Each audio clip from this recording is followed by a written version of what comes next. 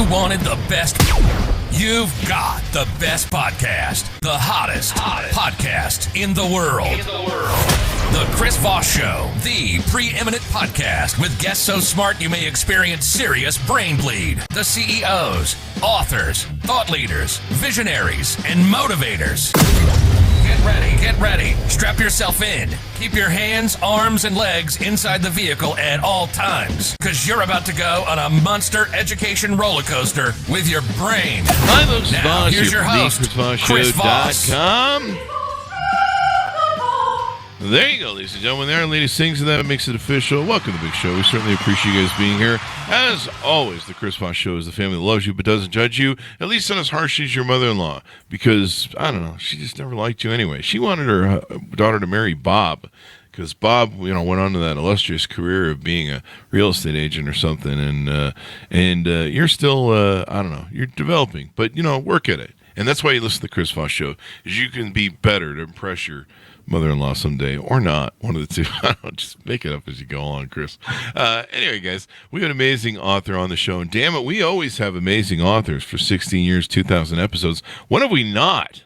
Like, seriously, I challenge you to go listen to every damn episode and find an author who wasn't amazing, because you're not going to find it, but listen to the episodes anyway again, because I don't know, it helps with the radio play. He's the author of the newest book to come out March 1st, 2023. Joel David Bond is on the show with us today. His book is entitled As Large as Your Spirit, a Reverse Refugee Memoir, and he'll be joining us on the show to tell us about what that experience was like and how he lived through it, and how you can too, and some of the lessons you'll learn from his journeys. Joel David Bond is dedicated to helping people navigate their cultural world with mindful intention, fostering empathy and understanding across borders, with a profound belief in the power of travel to create a more empathetic world. Joel brings a unique perspective to every journey, drawing from over 20 plus years of overseas living and cross-cultural experience, as well as a master's degree in education and a background as a global flight attendant. Welcome to the show, Joel. How are you? I'm doing really well. Thanks for having me today, Chris. Thanks for coming. It's good to have you. Give us your .coms. Where can people find you on the interwebs? JoelDavidBond.com, my full name. There you go. Yeah. Do you ever pick up chicks and they go, hey, what's your name? You're like, Bond. Joel David Bond. I do make use of that as much as I possibly can. I'd milk the shit out of that. In there, you're like, do you know James? Yeah, I'm his brother. So 007.5. There you go, a cousin. Just work it. You should pick up a British accent too. I'd develop that if I were you. So enough of that. Give us a 30,000 overview of your new book, As Large as Your Spirit. Well, Chris, the book is about my experience during the quarantine, during the pandemic in 2020. What pandemic? There was a pandemic? I know, right? Crazy. But the whole experience really was unique for me, because I was living in Iraq at the time. I was living out in the Middle East, and I had decided to take a 1-week vacation away from sort of the intensity of living out in Iraq, and decided to go to this Greek island in the Aegean Sea.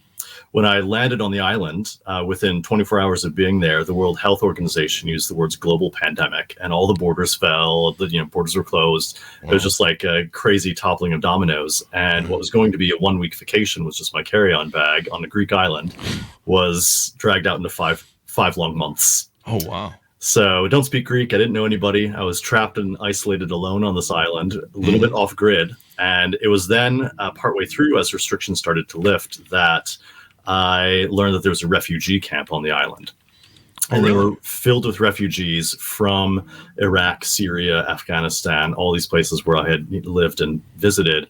And so partway through, I decided to volunteer at the refugee camp. So the premise of the book is a man from the West caught in Greece trying to get back to his adopted home in the Middle East, who ends up interacting with all these Middle Easterners caught in Greece trying to get to the West. And it's the intersection of our lives and the way that it really changed everyone's course for the better.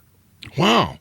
And so, well, let's get into it. I mean, this is quite interesting. I was joking with you before the show. I'm like, oh, you got stuck in Greece. Oh no, like beautiful Greece women and hot euros all the time, and great Greek food. I like the Mediterranean grill that's by us, so you can tell. Greek salads, feta cheese. I mean, oh, the horse. Anyway, I know, right? Don't make me relive the experience. being by that beautiful ocean. The Greek buildings, yeah, that's the suffrage is real. But no, I mean, you got your one carry-on bag, all your belongings are over in another country, and probably it feels incredibly alienated. Yeah, incredibly. I mean, the entire experience, as dramatic as it sounds and as amazing as it sounds to live on this Greek island, I mean, it really was traumatic because everybody, if you think back to 2020, was locked down. You couldn't go out, you couldn't interact with people, you were wondering what the future was going to hold. And I had that same experience, but all of a sudden isolated in a place that was off grid, very, very poor connection to the internet, with nobody that I knew, and I didn't speak any Greek. Wow. And in the midst of all of this, I'm trying to figure out, can I get back home? Is it possible? Have I accidentally just moved to Greece now? How long is this pandemic going to go for? A lot of questions we were asking there. I mean, we were kind of asking questions like, "Am I going to die here? Is this how it goes down?" Right? Yeah, I mean, everyone. If you think back and put yourself in that space, we all had this sense of fear and uncertainty, and just really not sure what was happening. And so, the whole experience, while you read through the book, is obviously this great, memoir of Greek islands and the food and all the amazing scenery and the the people that are there, but at the same time it's also an internal reflection of what does it mean to find a place to call home. Because I'm not able to go back to mine, and at the same time I'm interacting with these refugees who have lost their home. And so it's this sense of what does it mean to find a geographical space, but also an interpersonal space, an intrapersonal space to call home. So there you go. Yeah, I mean, you kind of found a little bit of your tribe there in the refugee camp of people who, also had lost their home. Yeah, I really, really did. I mean, all of these people, I think one thing that really amazed me the most was how much I learned about the global migrant crisis. 1% of the world's population has been displaced due to global conflict. And that statistic has stayed roughly around that same number for a number of years now. Wow. And which is a significant number of people. And 1%, that's the size of, some large nations, just totally displaced. And so as I'm working with these people and volunteering and helping them learn English is what I was doing. I was teaching English. I'm literally giving them a voice to navigate through the complex bureaucracy of the migrant and asylum seeking system. So it was really just fascinating to be able to hear their stories and what they were going through, and to learn just the history of global migration. So many of my students were doctors, lawyers, high-ranking politicians, very educated people from their home countries that really defied my expectations of what a refugee was. We think, particularly here in the States, you're sort of immersed in the news of, refugees being, maybe second-class citizens, or they do the labor jobs, or they, come across, and, you have these, and some of that is true. But I think what I really learned through actually talking and speaking with these refugees was how educated and intelligent a lot of them were, and they couldn't, for whatever reason, practice their business or their industry, their art back in home, and were forced to go someplace else. And then without the language skill, couldn't integrate into the societies they were moving to. Yeah. Even more sadly, they're painted as sometimes criminals a lot of times. And you see politicians that will take and do that and be like, they're sending us their worst. They're criminals, and a lot of these people from Syria, I think Syria probably was a large part of that group, maybe. Yeah. A lot of these folks from Syria, they were doctors and held good jobs. They had beautiful houses. They had, they were a lot like us. I mean, I think, the story of what you're telling people is, they're a lot like us, where they were living their lives. They had, they had the car and the garage and the house and the kids and the backyard and the career, and then war came and turned their lives upside down. And frankly, when you think about it, I mean, it can kind of happen to just about any of us, really. I mean, no one's really immune from that. Yeah. And I think that's kind of my whole mission, Chris, is to help people see that these people who you think are other, who are different, who are across the boundary line, sociopolitically, economically, religiously, whatever it might be, are actually not that different from you and I. Yeah. And that if you're willing to step back and take a look at the fundamental values that are being shared, I mean, I tell people all the time, I've spent 7 years living and working in Iraq, which people say, whoa, like, what are you doing in a place like that? And I'm like, I'm the same thing anybody else is doing anywhere else in the world, taking the kids to school and seeing grandma and picking up milk from the supermarket, the things that everybody does, everybody's doing in these places that are, libeled with the news and the headlines. So I tell people if I were to choose where I was going to live in the world based solely on the news headlines, by the same logic, I would never want to move to America because of gun violence and protests and political upheaval. Because the news always gives you the 1% of terror, right? Yeah, the 1% true. of bad, if it leads, it bleeds, right? Yeah. And while that 1% is true, that's a real thing, those things that happen on the news, it is only a small percentage of reality. And 99% of daily life is you and I just doing our thing, making it day by day. Yeah. In fact, I was having Canada as my backup to move to, when I get old with that healthcare system. But then there was that whole trucker thing, and then evidently their real estate prices are going through the roof right now. So I guess it's Mexico at this point for me. It's backup. But no, you're right. If it bleeds, it leads. The 1%, and the news, and you think, oh my God, it's horrible everywhere. But yeah, these are the interesting thing about that experience that you went through that's cathartic is, during COVID, we all kind of got scraped away that veneer of us to where, I was living my life, worried about buying things and being successful and spending money and getting money and building companies and everything. And I remember, losing extraordinary amounts of money that we'd planned for events for the year. I mean, we used to do a lot of events like CS and NAB show and South by Southwest and I mean, just incredible amounts of money for these events that I do. And it just gone, and it was guaranteed money. It was like, every year we built this business, and so that was stripped away.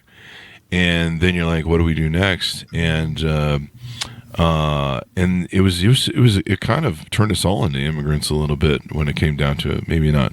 I might be pushing it on my analogy there, but it kind of stripped away all of that sort of thing. And I remember thinking, Jesus Christ, number one, my life could die. We don't know how bad this is because no one really knew, and there were morgues being filled. And then on top of that, you're like, well, who gives a fuck about the car and the house and all this other bullshit I'm always working on? I've got my mom and my sister that I love very much, and they could be taken from me. They were both not in the best of health and age. And then it just really came down to like, I don't give a fuck about any of this stuff. What's the most important thing to me? Oh, my family. And it made me arrive at that moment with COVID.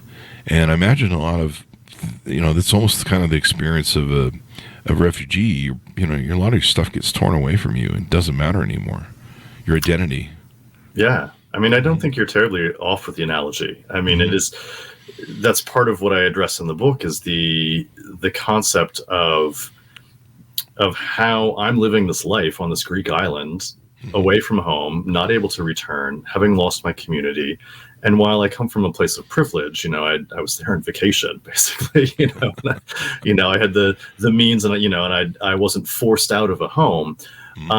As I began to go into the refugee camp and to volunteer in the community there, I began to identify those shared values of what does it mean? What does it feel like to have lost everything, even temporarily? What does it feel like to not know where your next meal is going to come from, where you're headed to, if you have a place to sleep at night, and just trying to figure out and navigate all of those bits and pieces. Yeah. And I think it really made me much more empathetic towards the refugee crisis and towards my students in just their plight, because I'm experiencing similar emotions, albeit a different circumstance at a different level, a different space, coming at it from a different angle. Yeah. But the emotions that underlie all of that were so much the same. And so when I would have students come in and, tell me that they, were tired of living in the refugee camp, that they were, just wishing that they could move on to the next thing, that they were missing their friends and their family back home. Well, those are all emotions that I had as well. I'm tired of living on this Greek island. I'm tired of not being able to go home. I miss my friends and my family, and I'm wondering what I'm going to do next. And so once I was able to make those sorts of connections, it really made for strong relationships with several of those students I'm still friends with and connected with on social media today. Wow. One of the things that happened to me when I went through my crisis, and I've talked about this before on the show, we'd done this podcast for, I think it was about 10 years at that point, or 14 maybe, 12, something like that. And it had run itself out. I was tired of talking about Google and iPhones and technology in Silicon Valley, and we had great CEOs on the show, but it did kind of run itself out. Social media kind of run the course of its thing, and it just seemed what we were talking about didn't mean a hill amount of beans when COVID hit. It just seemed like, well, this is fucking just stupid. Like, who gives a shit about an iPhone when you're going to die tomorrow, or your family's going to die tomorrow? Yeah. And then, we lost probably the same thing. A lot of, not wholesale, because I know refugee camps, they can't leave, but we lost a lot of our freedoms too. It was kind of, like, you got to stay in your home, and you're like, oh shit. I remember how nice it was to finally go out and eat someplace where at least when I feel safe. But I remember I was kind of starting to really fall into depression, because I'm like, fuck, 2008 all over again. I've seen this movie. And one of my friends posted on Facebook, and he says, here's what you do right now. You do two things, or one of two things. Be a lifter or find a lifter.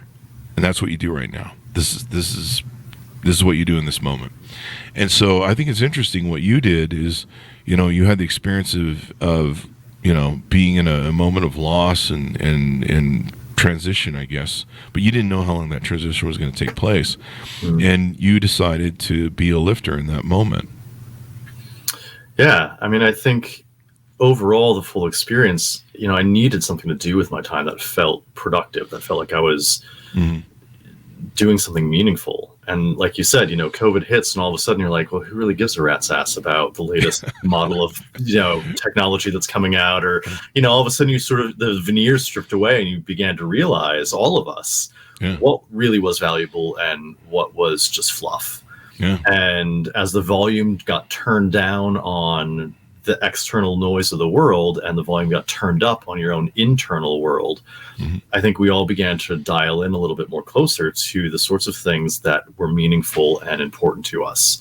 Yeah. And for me, that was being able to connect with others, help others, to provide some service with the skills that I had through education, and also to connect with these people who were from a part of the world that I loved. And that was my adopted home, and I'm here, and they miss that place. I miss the same place. And if there's, Iraqi refugees in this camp, I can talk about Baghdad with them. Yeah, Like I can even share a few, informal greetings and casual conversation in their native language. And, while they have people who are fluent, in their own language that are living with them, sometimes it's just nice to have an extra person come along who has a different perspective. And the whole experience, as I just can't explain enough how much it really altered my own perspective and enabled me to grow. And the title of the book itself, As Large as Your Spirit, really stems from that idea of being in the situation really allowed my spirit to expand. Wow. To fill a space larger than I thought I could.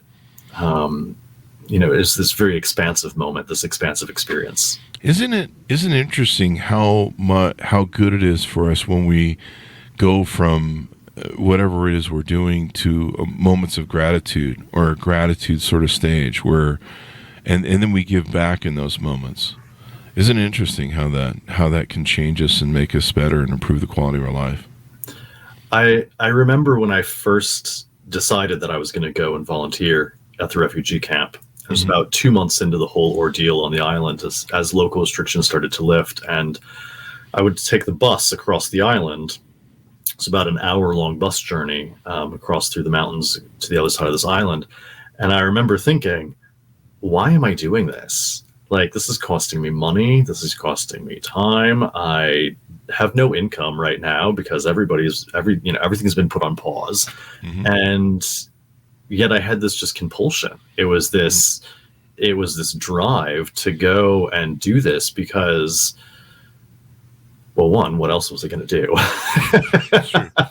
But also it was so gratifying in so many ways to connect with people and to, especially after so long of not being connected, and to be able to give back and to also receive from the community that I was working with, and to just learn so much about the crisis, about their stories, about why they had left their country and why they were looking for a better life someplace else and what their motivations were and their whole journey to get to the island. Mm-hmm. I mean, some of the stories were just incredible, and I couldn't actually give voice to all of them in the book, but the people who would pay, $7,000, $8,000, $10,000 to a people smuggler to shove them in a little rubber dinghy to go a mile across the water to these Greek islands, and they get lost and float around in the Aegean Sea for days. Some of my people that I worked with had been stuck in the refugee asylum seeking process for upwards of 7 years. Holy crap. Made my 5 months look like a blip on the map. I mean, it gave you perspective, usually, in that case of gratitude, huh? Yeah. And I remember one particular instance. I had 2 young boys who were from Syria.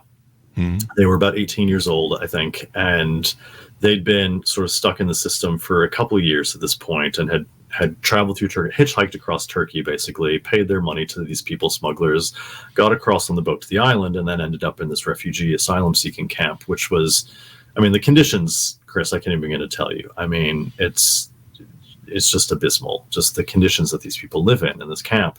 Mm-hmm. And it was so bad that I remember these 2 boys, they missed class one day, and I asked the coordinator for the volunteer center, like, where these kids were, and she informed me that they'd been picked up by the Coast Guard because they'd been caught trying to swim back to Turkey. Oh, wow. Because conditions were so bad in the camp, and it was so unhygienic, it was so just unhospitable, like so many things about that space weren't good, that they thought, well, it is better to sleep anywhere back in a war-torn zone, hitchhike back to Syria, or to sleep at the bottom of the sea if we don't. Or to die. Yeah. It was better for them to do that than to stay in the refugee camp. And thankfully, the Coast Guard had picked them up and brought them back in, and they received help and assistance that they needed. Now, they're both resettled into Europe and have new lives and are doing well and prospering in Germany and Austria, I believe. And but it was amazing to me to just hear these stories of these people and all they went through to go for this better life. And here I am living this kind of, luxurious lifestyle in this resort villa. But in the same instance, as I hear about these 2 boys trying to go back to Syria, I actually lost my house in Iraq. Oh, wow. And it was sold out from underneath me, and everything had to be moved out of my house in my absence. Oh, jeez. And so I had to coordinate via FaceTime with a group of friends to pack up everything and put it in boxes and move it out. And so here I am sort of having the same emotional experience of losing your home, of losing everything. And so what good is it to do anything? Yeah. And so, the book takes you through all that process and that cycle of what it means to really find that space to call home, not just geographically, but in your own heart, in your own head, and mirrors that same journey with those refugees. There you go. Yeah, I look at the refugees that come to America and stuff, and the mindset of what these people believe in the dream of America, they almost believe in the dream of America more than people that are born here in America. Yeah. And when people come here, that's why you see some immigrants do really better than the people who come here, is because they understand the American dream. And they're like, I'm working hard and doing the thing. Meanwhile, the rest of us are just sitting around eating Cheetos and watching TV, scratching our belly buttons and, America. Anyway, that joke. But, these are people who put their life on the line. They put their personal health, their safety. There's people that are attacked, sexual assault. There's all sorts of things that happen to them as they do these things, and they have children too. You have to realize, kind of what you talked about, where, wherever they're at is so awful that taking this risk is worth it to them. Mm-hmm. And I think we need to have some compassion for those people to realize that's the situation they're in. They're not a bunch of people who are just like, hey, let's go on a fucking joyride from Chile to fucking America and walk half the way, because that just sounds like fun. Yeah. Like, let's go streaking on Sunday night and just end up in America. It's not something they were just like, hey, this seems like something that would be nice to do. It's like, no, they're running from the hell, the horrors, and everything else that go on. But I love the fact that you found, humanity, gratitude, giving back. During that time, I was really getting depressed and lost, because it was just like hundreds of thousands of dollars were just evaporating, show after show after show after show. Mm-hmm. And it was just like watching money burn. And then, the conversations of like, well, how long are we doing this for? Maybe 2 or 3 years. Okay. All right. And it was just awful. And so I sat down with myself. And maybe you'd done this a little bit, but I sat down with myself and I said, what are my assets? What do I have that I can give? And like my friend said, this is a moment where you either find a lifter or you be a lifter. Yeah. And I'm like, I'm not a good lift. I'm not a good follower. I'm a leader type. That's just kind of how I am. I like to be the guy who sits around and cries in his beer all day, but it's just not me. And so I said, what are my assets? Well, I have this great podcast, this great audience we built over 10, 12 years. And I go, how can we give back? How can we serve the community? Because everyone's in a dark place right now. I remember going through 2008. I remember how lonely that is. What can I do to serve the community? And I've got this soapbox. And so I said, you know what? Fuck it. We're not going to talk about Silicon Valley and all that bullshit anymore.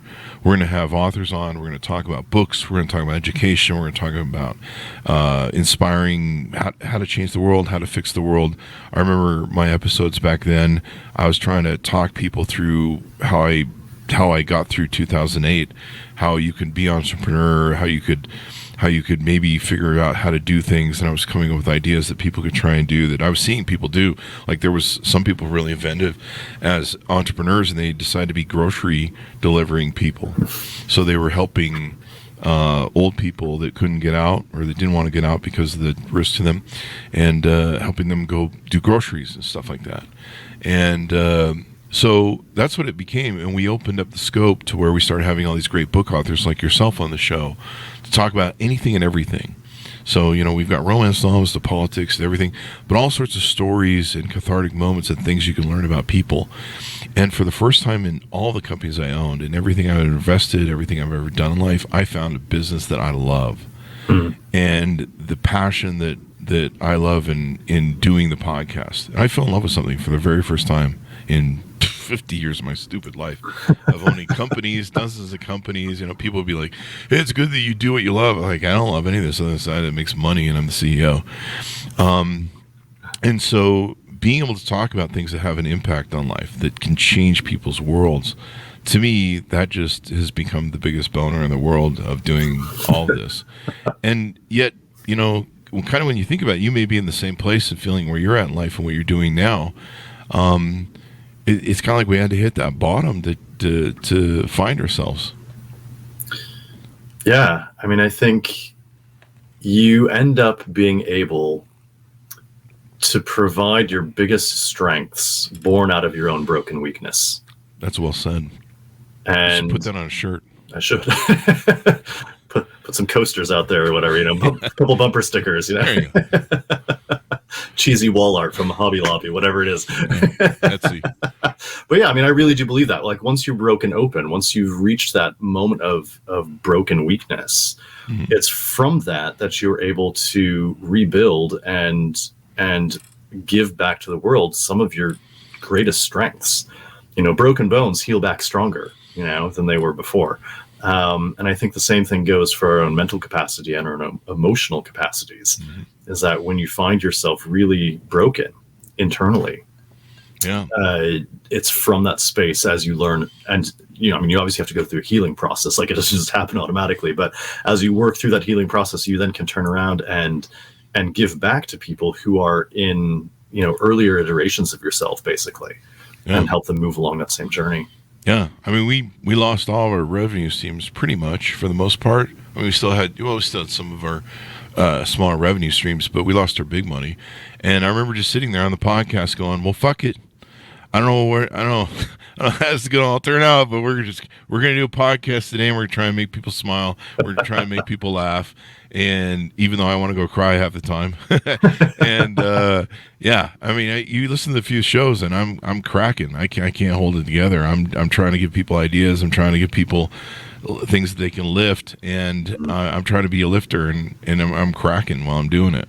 Yeah. And I think there was some times where I was ready to break, and I was like, just keep lifting, try to be a lifter, be a giver, try and serve. And I think too, your story is an example of what we need to do more often. I created something called Gratitude Sundays from COVID, where I spend a lot of Saturdays focused on my family, my 2 dogs, me.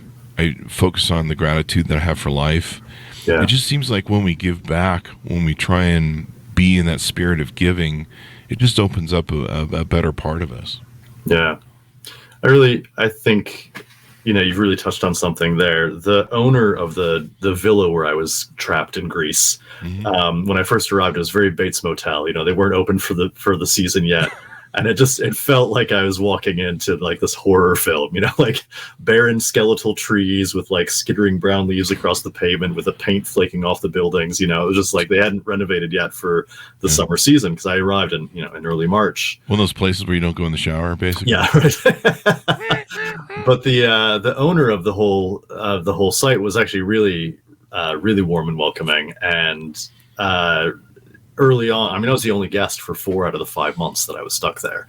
And so he was super generous, and he said, I can't charge you full price. This is act of God. Like, Wow. I know you didn't intend to stay here for this long, so just pay me monthly rent. Here's the keys to the laundry. Take care of yourself. Just don't give me COVID. And but I remember he had this little mountain hut on the interior of the island, that his own little market garden that he would go, and it was his escape from the rigors of running a resort on the beach side there. And I remember he took me up there one afternoon, and we spent an afternoon just digging around in the dirt, just getting our fingers in the mud and pulling up weeds and tending to the carrots and the onions and the parsley and everything, just in this beautiful little tiny mountain hut, like 10 foot by 10 foot footprint, in this little building. And I remember being in that space, and he was very much into Zen meditation and mindfulness practices. And he didn't say much that entire day, but the few words of wisdom that he did give me really just kind of opened me up and made me realize how grateful I was for the whole experience, and how it would be easy to be bitter and angry and frustrated and sad and confused about the whole situation. But at the same time, I'm in a space that's beautiful, and I have people who I have never known before in my life volunteer to take care of me and take me under their wing and make sure that I was safe and accommodate for me in this time, in this space when I was, a complete stranger, an utter stranger to them. And yet to just sit down in the dirt and pluck the weeds. And I remember sort of thinking it was like plucking the weeds in my own heart. Like, let's just pull this crap out, and let's just focus on what's good. There you go. And cultivate that. And he was helping you out as well, and you were paying it forward and giving it back. And it's kind of interesting. I almost wonder if we need more of that in this world, because that used to be the way we lived as a community. If there was a traveler who came through, you would break bread with that traveler. I believe that's where the term breaking bread comes from. And you would welcome them in your home, and they would tell you the stories of their journeys, and then you would feed them and house them. And, that used to be part of our community. We lived in such a way where we were dependent on each other for survival a lot of times. And in this case, I mean, what a great, beautiful story in learning that, but also a great example for maybe how we need to think about living our lives. More gratitude, more charity, more giving back, more empathy for our fellow human beings. I mean, it still kills me when you understand how well America integrates immigrants better than any country in the world because they love the American dream. Mm. And it kills me how we don't get it here in America because we're so spoiled. And these people who come, they have this, they believe in the American dream more than we do. And the vision of what it is. And so when they come here, they just want to be stupid Americans, which I don't know why anybody would at this point, but anyway, I'm just kidding. But, they believe in that dream that they're willing to risk their life for it. And then we're like assholes to them going, how dare you try and come here? Well, what the hell? What was that? What was the Statue of Liberty out there for? What's that all about, I know, right? This is the whole, America was founded on all of those ideals and those concepts. Yeah. And yet today, I mentioned earlier, 1% of the world's population is displaced due to conflict. Yeah. The U.S. officially invites in less than 1% of that 1%. Oh, really? Wow. Yeah. That's an interesting figure. Yeah, and sadly, the politicians that you're out there, they're making it sound like, I don't know, there's just turnstiles running down there, and everyone's getting in, and everyone's a criminal, and it's just sad. And you have to understand the reason they're doing it is because they see those people as potential voters, and they know they can't win with the setup they have now for their thing, and they're just worried about that. And that's really not the reason to throw people away. And some of our greatest people in this country, and the thing that made this country great was immigrants. I mean, us being able to pull people from all over the world, Oppenheimer and Einstein and some of the people we pulled out of Germany, Nazi Germany, that helped us build the bomb that made us a superpower by having that giant stick. There's so many just innovations that came to America, and now we're in a situation where we need more of that. We need more ideas. We need more brighter people. You look at the head of Google, the CEO of Google. He grew up on a dirt floor in India. Steve Jobs was the son of an immigrant from Syria. Unless you are Native American, you are of immigrant stock in this country. My great grandparents immigrated from Germany and Norway. This is Scotland. So. Who are we to turn around and be like, oh, these people aren't welcome here? It's because they're not the right kind of immigrant. What is that supposed to mean? If we're all going to be connecting with each other across empathetic, across cultural, religious, sociopolitical lines, nobody's the wrong kind of immigrant unless you truly are a criminal, in which case those vetting processes are in place. Right? Yeah, they are. And that's the other thing, too. The politicians make it seem like there's no vetting process in place. No, there's rigorous vetting process in place. Most Americans can't even pass the citizenship test. Right. They make when they become a citizen. Most Americans have no idea how to pass that test. And these people love us. They love our country. And, we got a lot of people running around that don't love this country and don't really give a shit about democracy and the Constitution. So there's that. I mean, let's ship the January 6 people off to Mexico and we'll trade. I'm all for that. Do an even exchange here. I'm all for that. They don't like our country anyway. Go back to where anyway. But the interesting thing about it, we had somebody on the show one time who told me what that term is when like Mexicans or people come here from other countries and then they don't want anybody to let them in. They call it the close the door behind them policy. And it's a policy that's built out of scarcity. And even when Americans do it, it's a policy built out of scarcity. And the great thing about this country that made it great was this mindset of abundance, that a rising tide lifts all boats. That, you can be from Ireland and Mexico and you can be a Jew, you can be whatever you are. We can all work together and we can build America and rise all the boats together, wherever you're from, and whatever your religion is, whatever your background is, et cetera, et cetera. And now we live in this scarcity thing where we're fighting over everything and anything, and we're not realizing that that's just a race to the bottom. Yeah. when it comes down to it. So let's get into some other things that you do, because I know you do some speaking and some other things on your website. Tell us about what you're doing there. Yeah, so I'm currently actually writing my second book, which is about actually an overview of my 7 years of life in Iraq.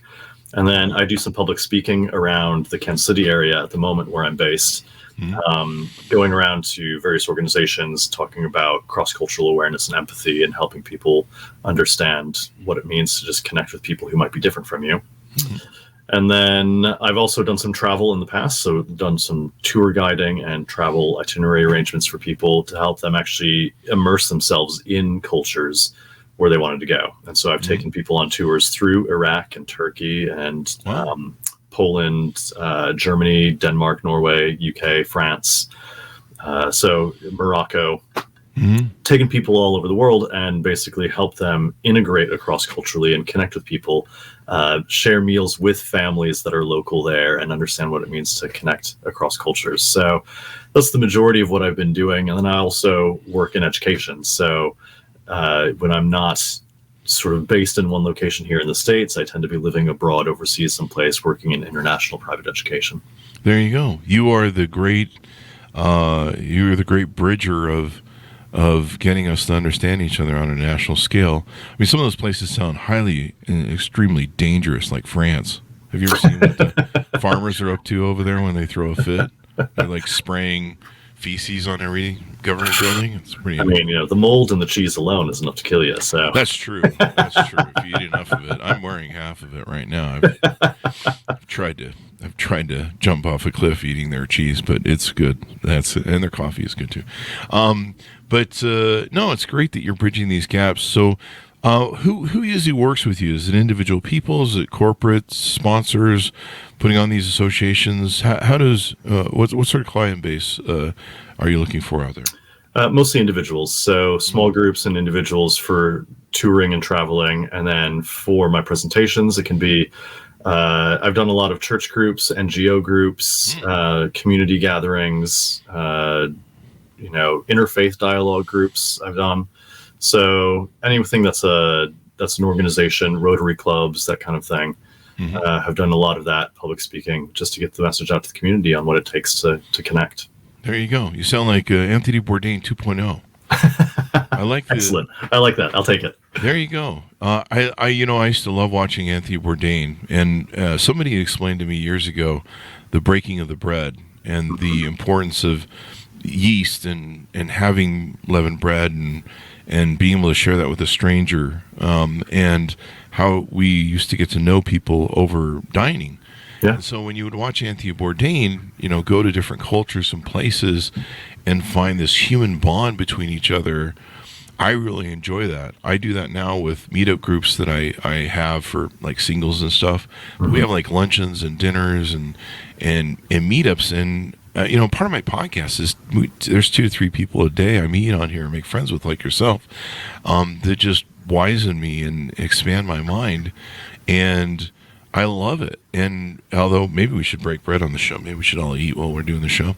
I know, right? That might be a good idea. We could change the format a little bit. But you just found yourself a new little trick for the show. You're having spaghetti over there while I'm having spaghetti, and we're just I don't know. It might be make for a weird show because there'll be a plate clanking and like.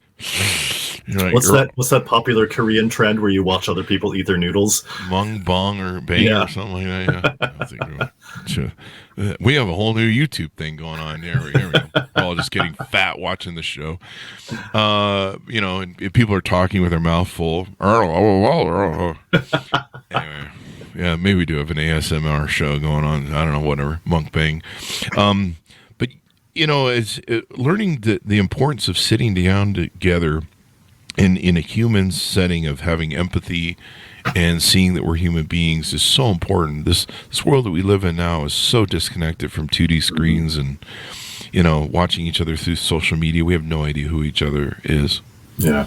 I think at the end of the day, we are social beings. Even the most introverted person still needs a connection. We still long for being connected to other people on some level, and in our age of social media, we've become so disconnected. And so for me, it's been this great opportunity in my travel to be able to not just pop in and out and do these city trips, but to actually go and live these places, to spend, immerse myself in the culture and connect with the people and actually make lifelong friends. Wow. And so for me, that's my perspective, is it's the art of slow travel, basically the art of slow relationship building, community building over time. Yeah. There you go. Well, this has been fun and wonderful to have you, Joel, and open our eyes to, sometimes in the darkest moments of your life, the best time is to give back, but don't wait until then either. Give back now. Try and figure out a way that you can improve the world. We all can be leaders in that. Yeah, I agree. 100%. There you go. So give people your .coms as we go out so people can find you on the interwebs. Yeah. Website, joeldavidbond.com. And I'm on Instagram, Facebook, and LinkedIn at joeldavidbond. And my book, As Large as Your Spirit, is available on Amazon. There you go. Let's get you a deal like Anthony Bourdain had. We need a replacement for that. We need somebody to show us the international things and understanding. I learned so much about, other countries and other worlds, especially the food part. Oh, yeah. Sign me up. I offer myself as tribute for the next one. Well, they're going to have to pay you, damn it. So, you're going to get food poisoning in some of those places. So, you got to... Already. Evidently, a lot of those you've gotten a lot of those food guys, they get food poisoning in different places. But me, I just go to McDonald's for the food poisoning, so you get that local too. So thank you for coming on. As Large as Your Spirit, a reverse refugee memoir, came out March 1st, 2023. Great book. You should pick it up and be reminded of what's important in life. I think one of the things that really bugged me was we all kind of became human and got along with each other and kind of shored each other up during COVID. But like somewhere near the end of COVID, we're all just like, okay, fuck everybody. Let's go back to making money and slinging shit and selling shit and fuck everybody. And it was like, I was like, wow, we just lost that. Probably a beautiful moment to take and be better people, and we just went back to being the shittiest people in the world. I know. We had this redemptive moment, so close. I know, so close. It's like, maybe we should bring that back again, but not. But yeah, it's one thing man can learn from his history is man never learns from his history. Yeah. Anyway, thanks for my audience for tuning in. Go to goodreads.com/Chris Voss, LinkedIn.com/Chris Voss, YouTube.com/Chris Voss. Chris Voss, one on the TikTok, those crazy places on the internet. Thanks for tuning in. Be good to each other for damn ass sakes. And we'll see you next time.